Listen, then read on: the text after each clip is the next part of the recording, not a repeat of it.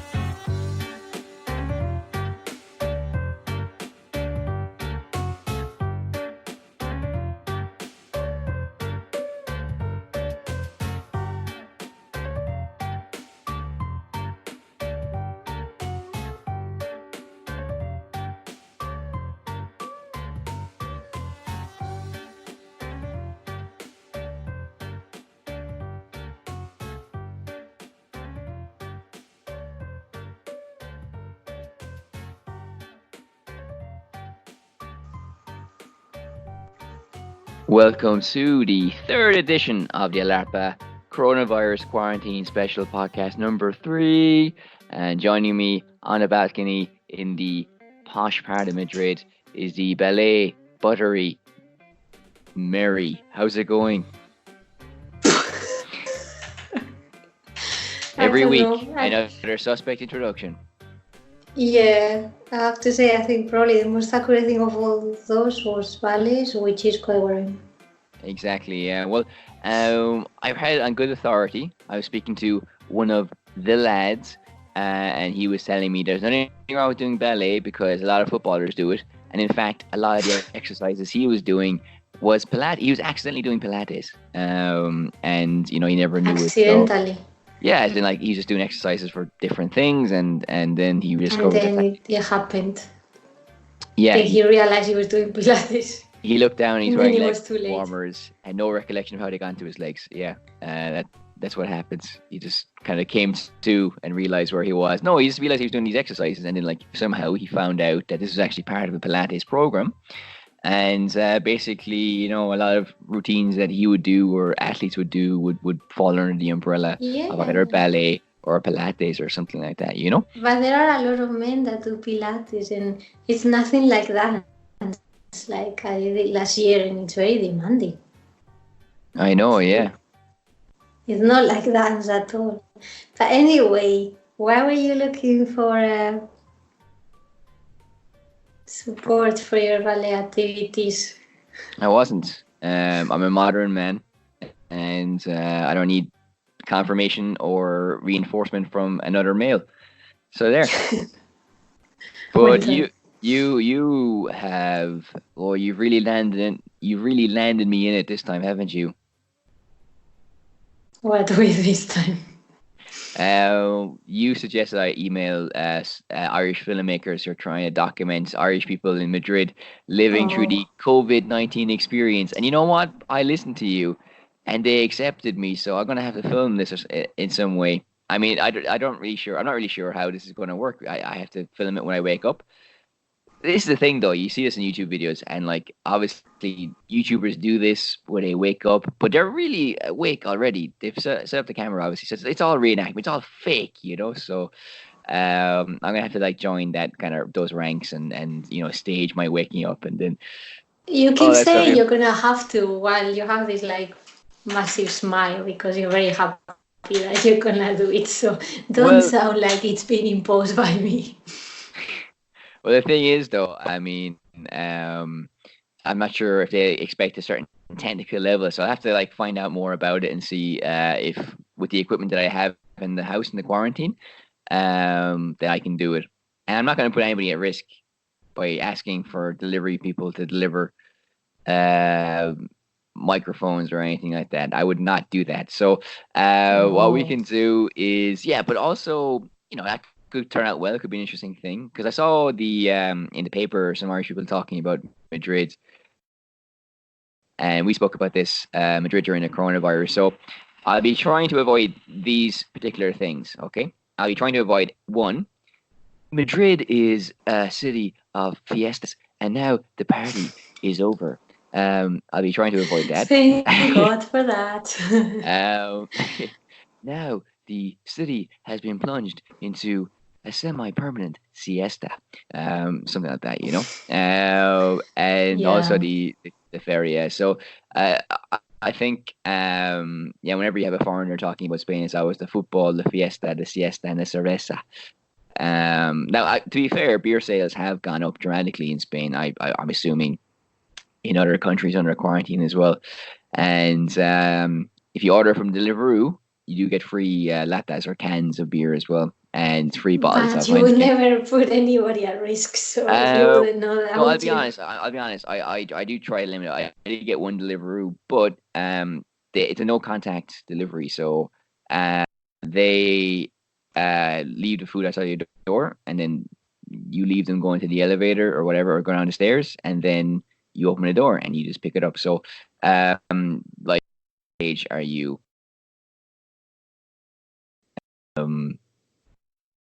Contact with that person, and as we discussed last week, I think from the Monday of this week, a lot of things in the city were closed down.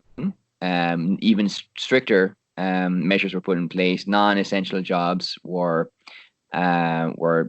you couldn't do them basically, but these food delivery riders are seen as essential staff because it's not always possible to go to the supermarket or get the things that you want, and food is a necessity. So I don't know. I mean, obviously you disagree with me strongly here, but no, but I think the most important part, I mean, there's still a service because there are people that cannot cook, and and disabled people, for example, that need help as well. So a lot of them rely on organizations bringing them,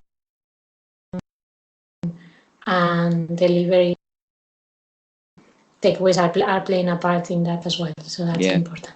Well, just for the benefit of the listener, I am taking the lockdown very seriously. I read, you probably saw this on Irish Twitter as well today. Some poor woman was talking about going to her father's funeral, and do you see this tweet? No? I keep on seeing these tweets, and it's just really depressing. Really sad. Yeah, well, she was saying that 20 people could only attend, and they were sitting 2 meters apart, and she was making the point that because she never thought she would have to suffer this type of experience, and there's people in the country who in Ireland who aren't taking it seriously. I think most people probably aren't taking it seriously, but you do get people who are not, and I've heard stories of especially kind of younger people running up and coughing in people's faces, and I even heard of one incident of people, like these people going around Tesco's and coughing in people's faces, making a big joke out of something that's very serious. So it beggars belief, that kind of mentality. But I even know somebody whose relative passed away as well, and only one person from the family was allowed to attend. So that'll give you a picture of what the restrictions are in Ireland. One person represents the family, but it's very restricted in what you can do. In other senses, you are allowed to leave the house for a limited exercise, which is not possible here in Madrid. But it's a global response, and in different countries the responses are a little bit different. So that's the coronavirus. Got a bit serious there, but it is a serious situation. But on happier things, you were very surprised on Sunday last. You sent me a link to a newspaper article. What was that newspaper article about? Do you remember? Do you mean about our book? Oh, that? Yeah, that's what I mean. So would you like to explain more? I mean, this is in El Confidencial. No guesses for for guessing. Which is a reputed newspaper. It sounds really like random, like, there's a spy making holes for his eyes with it, but no. No, it sounds like a gossip newspaper or something, like Yeah, confidential. no, it's actually like financial, finance focused newspaper, or I don't know. But our book feature there, of course, there's been a lot of fake news regarding coronavirus, and so the article just picked on that and how it's been like that since ancient times, which is basically what our book says, and nowadays is kind of like an extension of our book. Well, our book finished with the anti-vaccine movement, and now it's kind of like going to the coronavirus globally. So, I mean, people keep saying to us, that we should do a second part with all that is happening these days. No, not a second part. I think what I'd love to do is like update edition, now with new chapter and revised introduction. And it'd be like twice the size. Well, the thing is, what was I going to say? Well, first of all, nobody would find fake news a stimulating topic to read about, but this is proof that they do, and I had to like convince you to keep writing the book in the whole process. Do you remember those days? No. I'm only joking. That's why. But no, what I wanted to say was like one fascinating element of this discussion, and I haven't seen much of it in the papers, is the anti-vaxxers' response to COVID-19. Because they're very quiet now, aren't they? Oh, they certainly. I watched a documentary before this all kicked off, and it's like these families that were really against it, and their arguments were basically rubbish and no science behind it at all. And yeah, I just wonder how they're dealing with this now, if they've maintained their belief in this, or if they've maybe changed their minds. But yes, I haven't seen much coverage of it. But obviously, when it comes to newspaper articles as well, the best part are always the comments. So my favorite comment was it looked like it was going to be an interesting article, but it's just more propaganda for another book. And he has a point. I mean, it was insightful. And then one comment about the Reichstag fire, who did it? The lefties, apparently, according to some of the commentators. And then one guy who was talking about if your child tells you a lie, is that fake news? And are they really taking drugs? I don't know. I kind of lost track of that one. And but all that aside. Yeah, but comments on newspapers, I mean, they're always money, really. Well, I was surprised by that detail, actually, because to be honest, there's only 5 comments, and like if you see things in the Irish Times, which would be probably, actually, I'm not sure which one is the biggest selling paper in Ireland, actually, to be honest with you, but the Irish Times would certainly be up there, and it wouldn't have a lot of comments underneath the articles generally, unless it was something that was really topical, maybe something. Guys, is Spain, come on. And then like everybody comments on everything. Yeah, but in the Guardian though, it's you get hundreds. I mean, get 700 comments and things. So I think they are definitely the most commented on newspaper. Maybe I haven't seen the other ones really online, but I was just kind of surprised that there's only 5, and it is a very well regarded and well read newspaper. So, well, it's a nice honor anyway, no? And the first video for that YouTube thing that we've been doing, and it's pretty cool, no? You're happy with it? Yeah, I am pretty happy. I think it's pretty cool, and we'll see it like soon enough. The public. You don't have to give specifics. You can tell me after the podcast. But is it due relatively soon? I can't remember when they're uploading the first one. Well, like 4, so probably this weekend, because we're on the 4th script already. It's true. Oh, we just finished one today. It's a doozy. It's a fantastic one. Very interesting. But we won't give any more information. We dodged several bullets in the last podcast. So let's just take a break from that and not touch any controversial issues. But our ballet chat was a bit of a hit last week as well. You've done an extended, more intense ballet workout this week. Can you walk us, Mary, if you're not too sore? I was gonna say I'll dance you through that. Yeah. Yeah, it was good. It was good. I think the other day we had different experiences because I did one which in the end happened to be a special stretching edition, which led me to think that that's mostly what you did, and you done squats and things like that, which didn't really match what I'd done. But then a couple of days ago, I caught it on a normal day, and then it was more similar to what you said.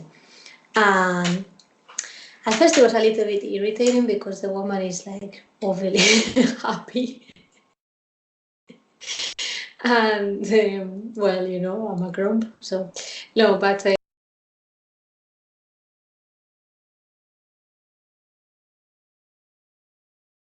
it's just good to have somebody when it's the first time that you don't really know that well how to do it. It's always good to have someone who's like really positive and stuff like that. And what I like about these workouts that they're putting online these days is that they insist on, like, if it's the first time you do this, don't worry if you cannot do it fully, or they tell you, well, level 1 you can do this, level 2 you can do these other things. So it's always nice. What? You're literally saying what I said last week. So okay. I can't believe you're plagiarizing me to my face on my own podcast. What do you mean on your own podcast? Excuse me? Okay. Last time I checked, it was 50%. So I'm just agreeing with you. I know we've never discussed it, but I assume I had a 51% controlling stake in the podcast. Since when? Since the first one, but okay. Again, this is something that we can talk about after the quarantine's over. We can have a legal meeting face to face. But we'll touch on one more thing to do with the coronavirus, and then we'll kind of talk about more general culture. But no, I think it's interesting because obviously, we started off talking about this Irish group. They have a project called Life Interrupted, and they want to document the Irish experience in Madrid. So it's kind of like an open thing. It's positive. It's like, how are you just living this thing, But we were speaking during the week of like international reactions to the coronavirus, and also because we're living in Spain and you're Spanish, also international reactions to the coronavirus in Spain. For example, you told me during the week there's 4 countries, I believe, who have given financial help to Spain during the coronavirus, and they're a surprising quartet, aren't they? So who are they again? Yeah, well, this was like a call that was done to NATO for help. And then 3 countries from NATO and 1 which is not from NATO replied. So the one which is not in NATO is Japan. And the other 3 are Turkey, the Czech Republic, and Latvia, which is kind of like a random and so say. But I mean, we're very grateful, especially like in contrast with the attitude of some European countries, such as the Netherlands, whose government think that we shouldn't really get any aid, Spain and Italy. So, I mean, I think like at the end of the day, this is a real test on Europe again. This is a chance like to show why it is important to have Europe, and so far it's been like pretty disappointing, the response.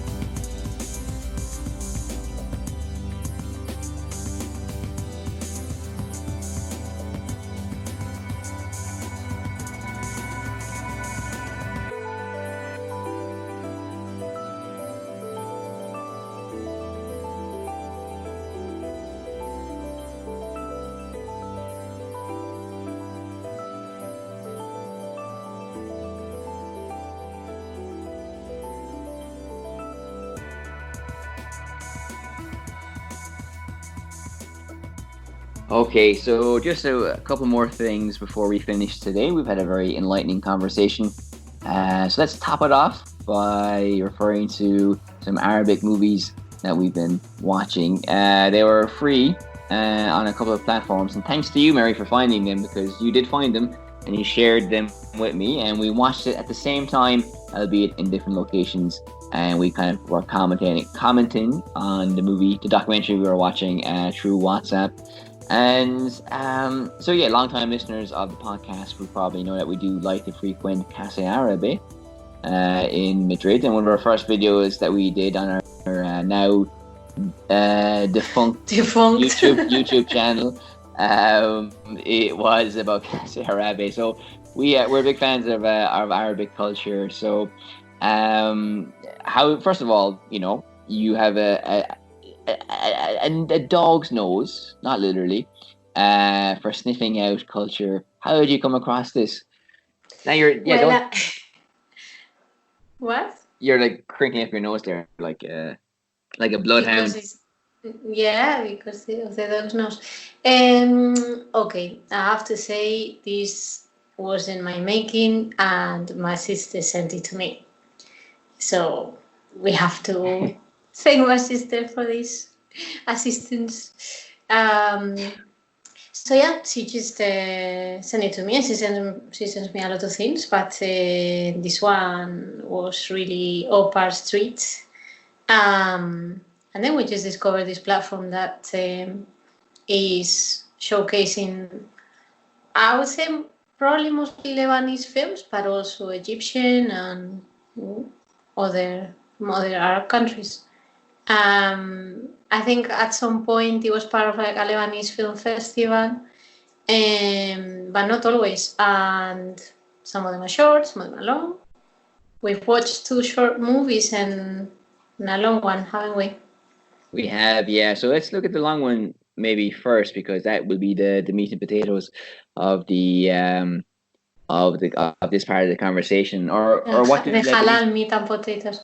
I was just going to say, what do like Lebanese people like to eat? Probably not meat and potatoes like we do in Ireland, but and it's also like just the best thing that we saw, to be honest with you. Now the short films are good, and we will get to them, but effectively, this is the story of a farmer in Lebanon who, when you first meet him, he's tending to his cows, he's drinking some tea or some coffee, he's pottering around his kind of empty house, and it's very interesting. But then as the documentary develops, you get to meet his cousin who fought in the Lebanon war against the Israelis.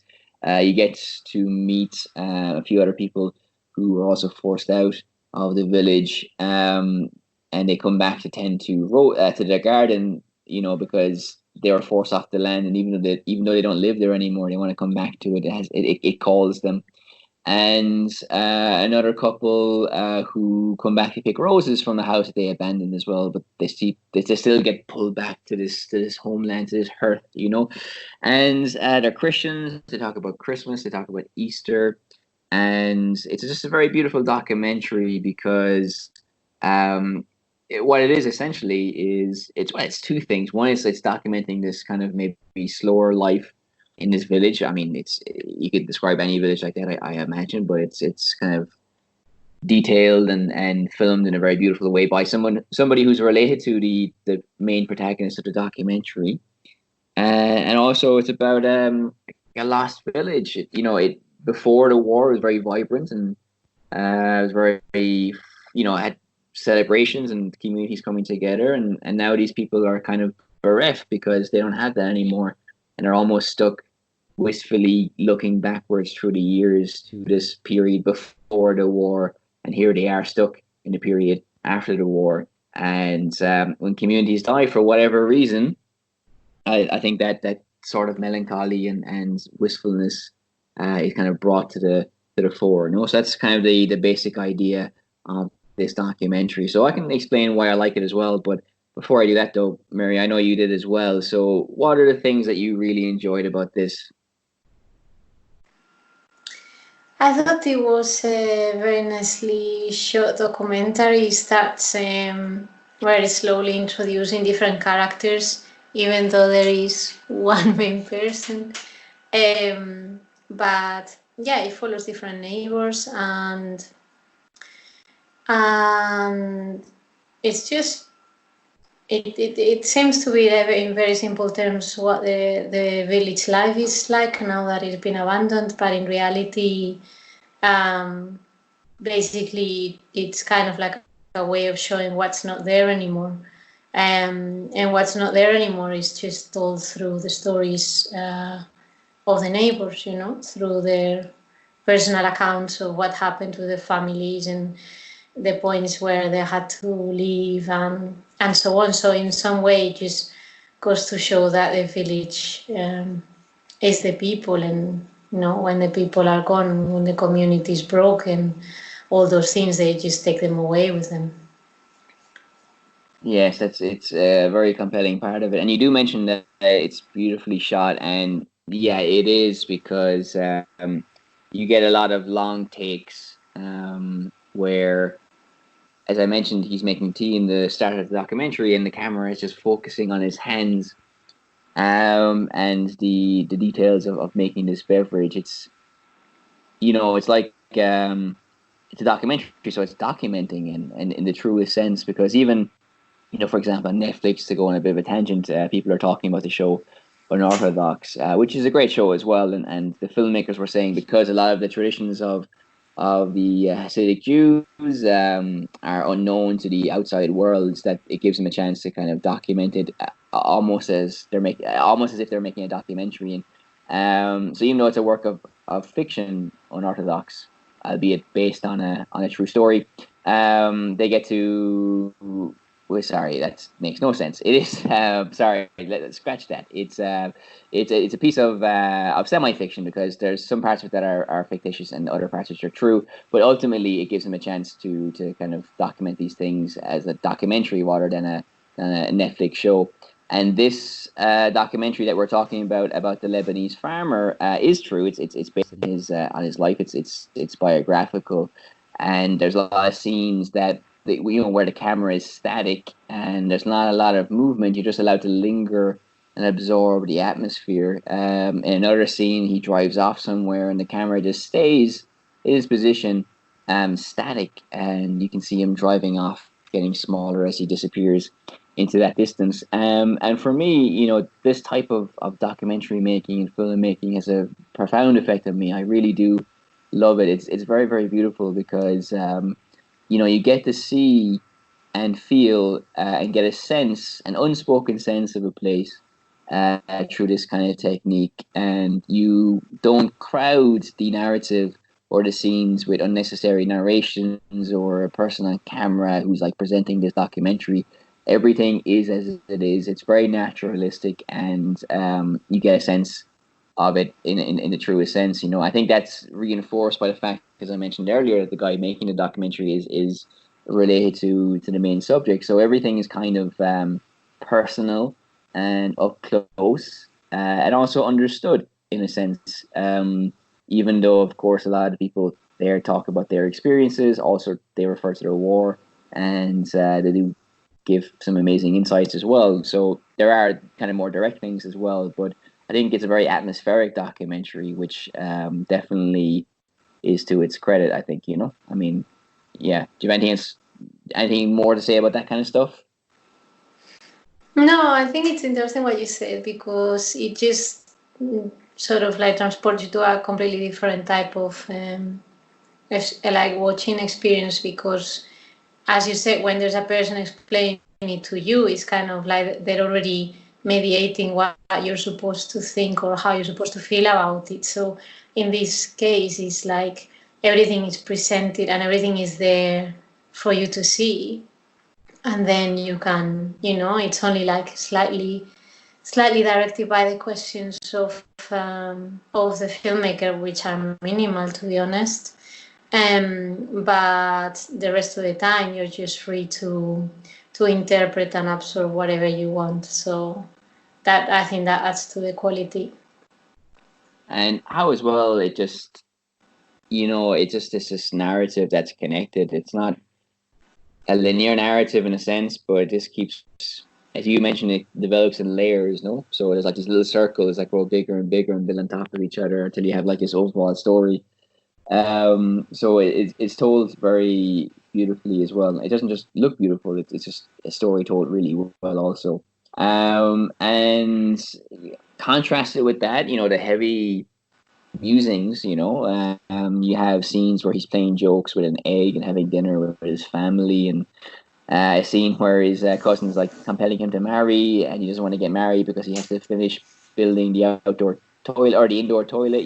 So I mean, it just brings home who these people are. They're just normal people who like having a laugh and a joke, and not too dissimilar from the rest of the world, obviously. And it's just a universal story, but also, as I said, for reasons I've mentioned out before, you get a sense of how Lebanon is, and or this part of Lebanon, and how Lebanon was as well before the war, based on what the characters say. It's also kind of linked to what we were speaking about ourselves, about how different places can be little microcosms. Like in a country, you have villages that are their own worlds and cities that are their own worlds, and everybody can experience a war slightly differently. I think we kind of see that in the documentary as well, don't we?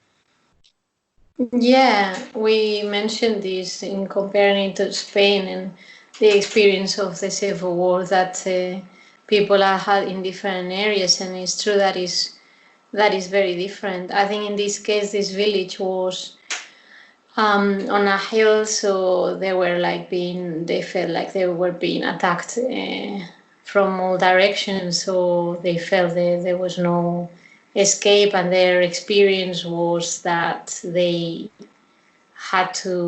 was a point where they had to get away, basically, and just try to go in whatever direction they could, or in the most obvious direction. But then in the end, they all went different ways, so the community kind of fell apart.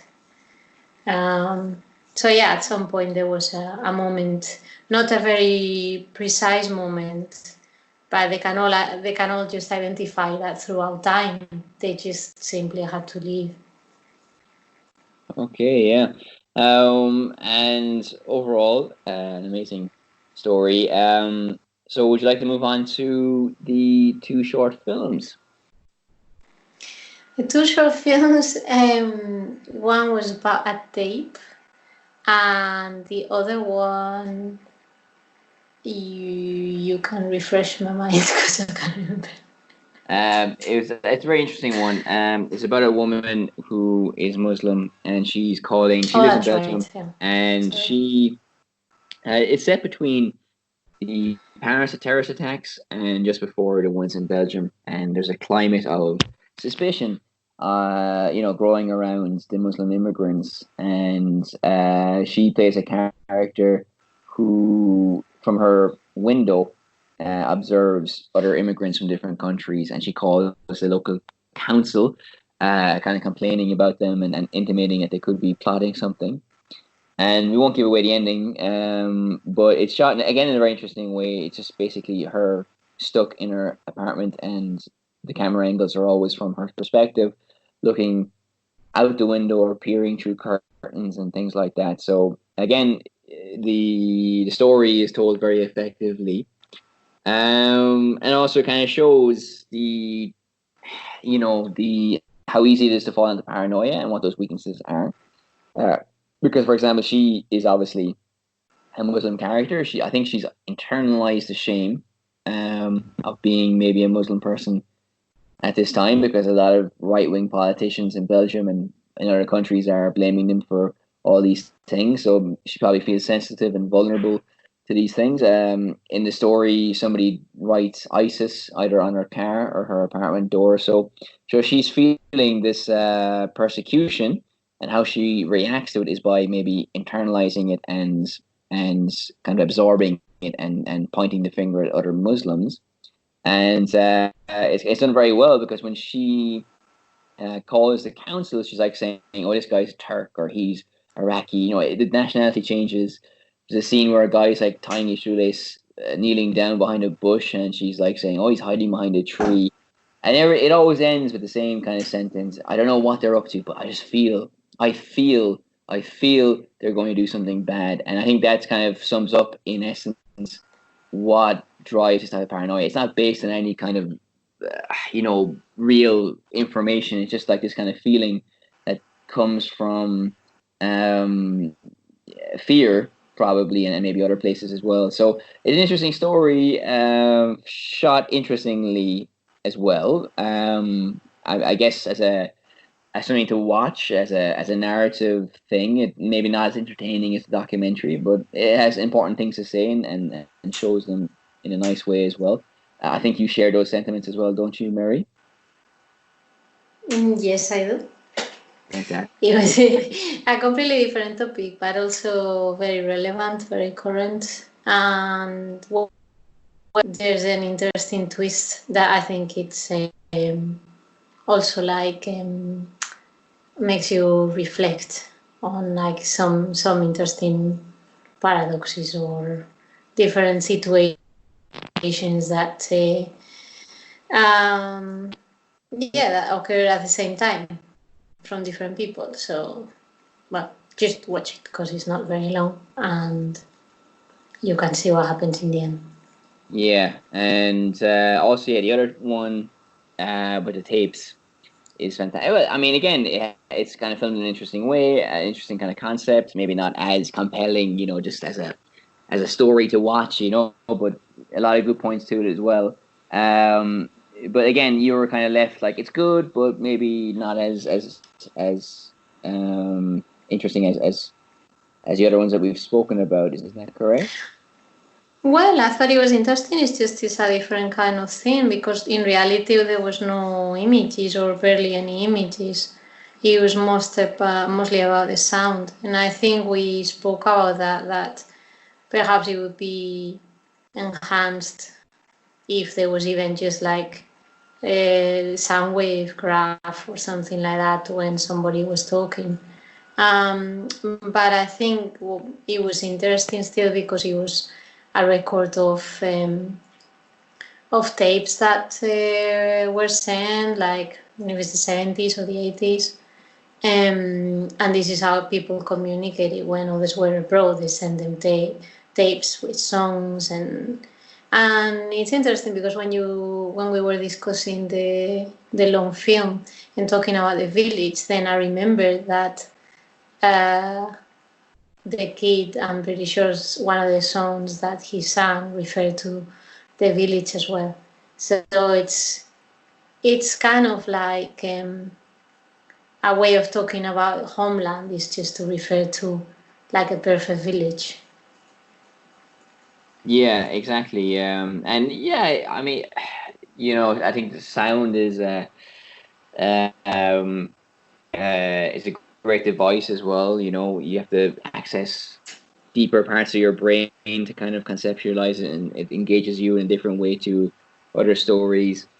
And it's also based on the idea that one of them is living in the Soviet Union, so they sing this Russian song to him, and also they sing that "By the Rivers of Babylon," which is from that group. I think who sang "Ra Ra Rasputin." I think that's the same group. Bonnie M. Boney M. I think it's from Boney M. Yeah, sure. Yeah. So it's they're using these tape recorders, and it's just beautiful because they're using this technology um, that gets the job done, and it's just this intersection of all these different cultures as well.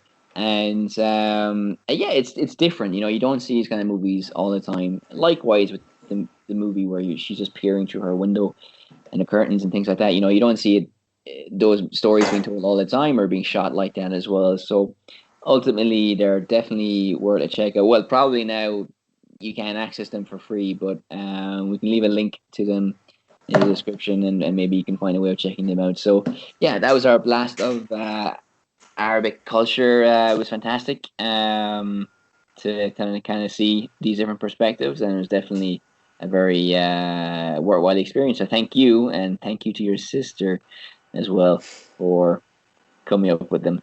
Okay, so I think that's almost it.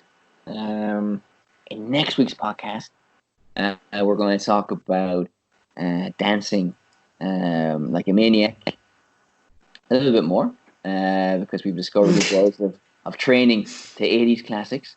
And also, we can give a shout out now to some of our listeners. We have listeners in Mexico who seem to be tuning in quite a lot, and also particularly in India. So if you're from India and you've been tuning into this podcast for a little bit, thank you very much. We really appreciate your support, and we send you a big Irish and Spanish hello from the tower of El Arpa Media. So now I think you can tell people where they can find us, can't you?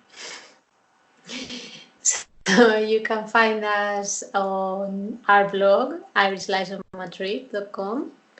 We're on Twitter at elarpa1, on Facebook, elarpa media. And yeah, because you're listening to the podcast, so you've already found our podcast. Exactly. So, well, wherever you are, I'm sure you're grappling with the coronavirus, COVID-19. So take care, look after yourself, and we'll be back with another coronavirus quarantine special podcast brought to you by Skype. Not by Not Zoom many anyway. left. Not long left. Yeah. Well, if things, apparently, by all accounts, we're in the home stretch now. But we'll see how it develops. Hopefully, it improves and we can leave the house in 2 weeks as planned. But whatever happens, we'll keep you up to date. So thank you so much for tuning into this episode of the Elaborate Podcast. This is me saying good luck. Me saying bye.